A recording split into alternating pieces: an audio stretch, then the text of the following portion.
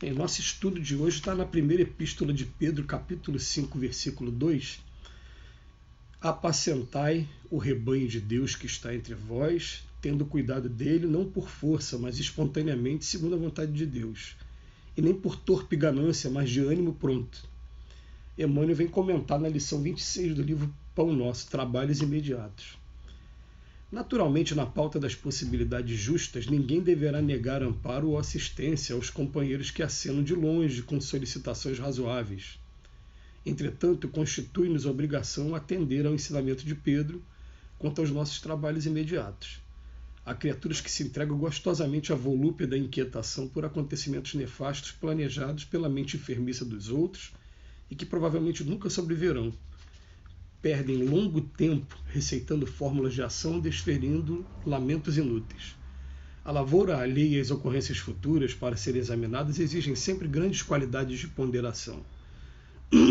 Além do mais, é imprescindível reconhecer que o problema difícil ao nosso lado, ou à distância de nós, tem a finalidade de enriquecer-nos a experiência própria, habilitando-nos à solução dos mais intrincados enigmas do caminho.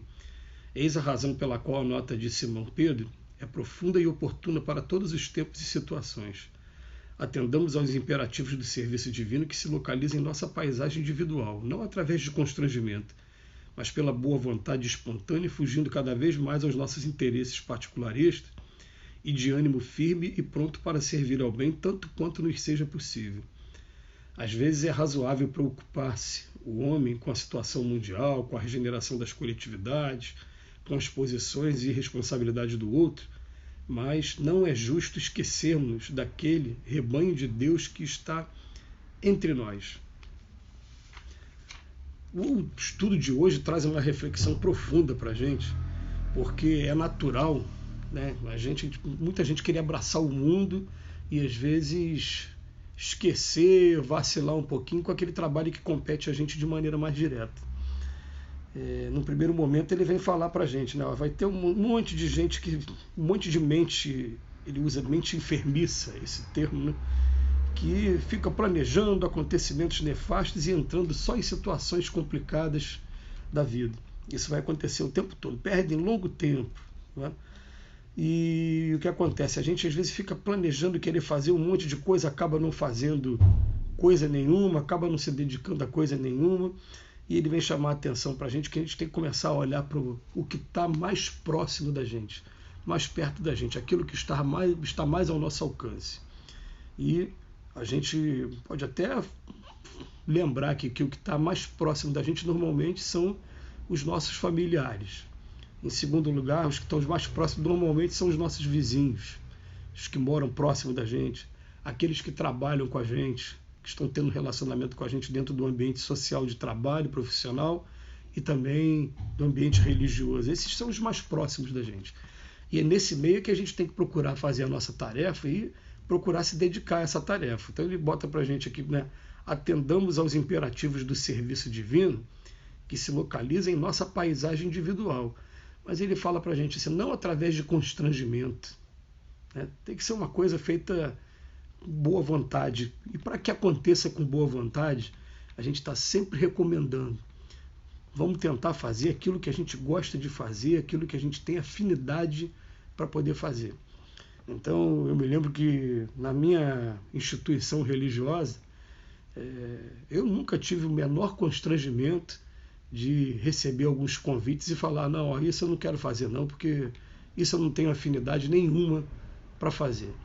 Aí algumas vezes a pessoa chegou perto de mim e falou, não, mas é nesse ponto que está precisando. Eu falei, se for nesse ponto que está precisando, eu prefiro me abster de fazer, porque fazer uma coisa que eu não vou estar fazendo de boa vontade, de maneira espontânea, eu prefiro não fazer.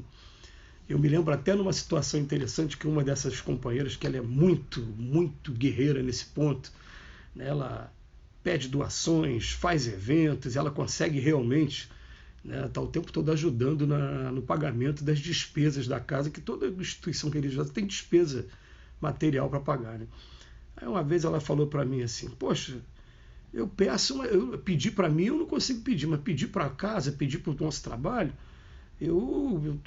isso eu não tenho problema de pedir. E eu sou uma pessoa que eu não sei vender rifa.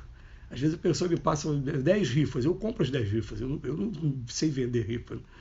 Aí ela eu virei para ela um dia desse e falei para ela assim, né? Mas vem cá, eu posso te fazer um pedido? Você pode assumir o curso do Livro dos Espíritos, fazer uma aula só por mês? Ela, não, isso eu não gosto de fazer de jeito. Eu falei, tá vendo? Cada um no seu quadrado. Você não gosta de dar aula, eu gosto dessa parte. Entendeu? Então eu não gosto, não tenho afinidade com essa parte de ficar pedindo doação, de lá, né? Eu gosto de pegar o negócio e fazer, de montar um grupo para a gente trabalhar, né? De poder. É essa parte que eu gosto de fazer. Eu fazendo dessa maneira, eu faço de maneira espontânea, eu faço com o maior prazer, né? Eu estou agora, por exemplo, nesse momento eu estou fazendo uma viagem, um passeio. Eu vou ficar transmitindo sempre daqui. E os companheiros lá da nossa atividade estão falando, pô, você viaja e não desliga, né? Porque a gente está mandando mensagem o tempo todo, conversando o tempo todo, porque chega uma hora que é tão prazeroso você estar envolvido com essas atividades que a gente não consegue mais imaginar a nossa vida longe dessas atividades. Inclusive tem um grupo lá da nossa casa que a gente já até fez viagem junto, e a gente estava falando uma vez, né, que a viagem ela ainda é prazerosa 100% quando ela é até uma semana, que uma semana você relaxa, quando passa de uma semana você começa a sentir saudade, aquele vontade de voltar para as atividades, porque ela é feita tão de boa vontade, né, tão prazeroso estar fazendo. Quando a gente escolhe uma coisa que a gente gosta muito de fazer, a gente faz de maneira espontânea, a gente faz sem a coisa perceber, sem... Agora, é claro, vai aparecer uma situação aqui, uma outra situação ali na casa que às vezes precisa de maneira excepcional, emergencial, de uma atividade, né, que você não tem muita afinidade. Então você vai ali. Mas você vai ali até encontrar uma pessoa que se sinta bem fazendo aquilo e dê oportunidade para outras pessoas de estar trabalhando também. Porque o que é o mais interessante da casa espírita, né, é isso, é estar todo mundo trabalhando junto, né? A gente recentemente passou por uma situação agora de ter tido uma invasão na casa espírita, um furto, né? Um furto noturno, mas que levaram muita coisa da nossa casa espírita, né? Fizeram realmente um estrago lá, né? Em relação a um monte de coisa que a gente precisa para o nosso trabalho do dia a dia, para a obra social, e levaram, né? E o que acontece? Eu estava pensando comigo, né? Falei, gente, essa é uma oportunidade excelente, né, de agora a gente chegar mais forte, mais unido, depois de ter acontecido isso, porque o que acontece? Agora cada um vai vir com uma doaçãozinha pequenininha, um vai levar uma panela para repor a panela que roubaram, outro vai levar o motor da geladeira que levaram o motor da geladeira, outro vai... Né, cada um vai levar uma coisa e vai ter aquela coisa, se eu colaborei para que as nossas atividades recomeçassem. Então, olha só que coisa legal, né? E quanto ao acontecimento, esse é acontecimento da vida mesmo. Isso aí, desde que o mundo é mundo, sempre aconteceu esse tipo de coisa. A gente, até podendo aqui, né? Eu estou procurando incentivar as pessoas. Vamos fazer oração, prece por aqueles que cometeram esse ato, porque eles não sabem o que estão fazendo, quanto eles estão se comprometendo aí com a lei de causa e efeito. Deixa as coisas acontecerem, mas a questão é a gente está fazendo aquilo que está ao nosso alcance. Então, a gente tem que pensar qual está sendo o meu papel agora nesse momento. E é bom de pensar em relação a tudo. Qual é o meu papel em relação à família, qual é o meu papel em relação ao meu trabalho profissional, porque às vezes eu quero abraçar tudo e acabo não fazendo nada de bem, acabo nem desempenhando aquela função que eu parei para fazer originalmente bem também, né?